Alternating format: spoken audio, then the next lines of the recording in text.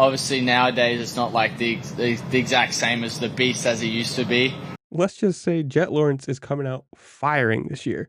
Obviously, with the problem with Jason Anderson earlier, and now basically shooting or coming out and saying Eli Tomac's washed up and he's not great anymore.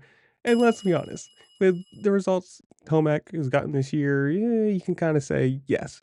I mean, granted, he's coming off a bad injury and he is getting older and whatever you want to say, but for Jett to come out and just straight up say that in an interview, be like, oh yeah, he's not the beast he used to be. He just, I got by him and then I just put a big gap on him because it was like, whatever, it was easy. And it's like, wow, that's just, to me, it's hilarious to come out and just like pew pew shoot that out there. But I don't know, it's not probably wrong. And this is probably going to be Tomac's last year, let's be honest.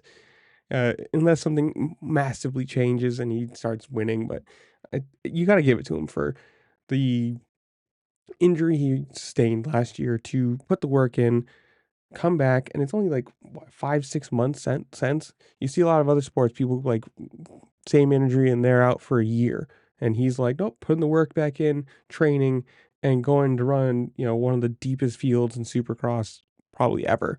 But I don't know. In the comments below, you guys tell me.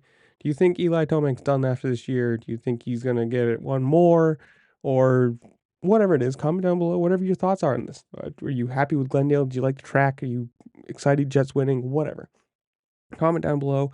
And while you're down there, make sure to like, share, subscribe, do all the fun things this platform allows you to do, because it does help me a lot and I appreciate it. And with that, I'll see y'all later. Peace.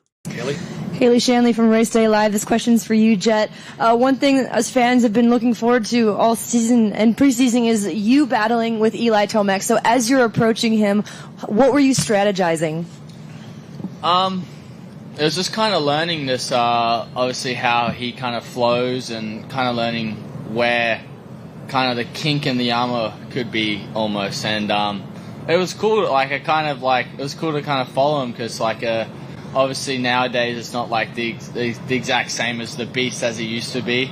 But it's still Eli Tomac. So it was kind of cool to follow him, just learn off him, and this kind of I just got close enough of where we can kind of maybe make a pass. And I was looking forward to a battle, but I was able to kind of just get on the inside of him a little bit and still leave a bit of room, and then kind of just put my head down and just keep on clicking the laps off. And I got a safety net with a bit of a gap, and just I kept on trying to see if I can chip away to Jason, but I just ended up running out of time.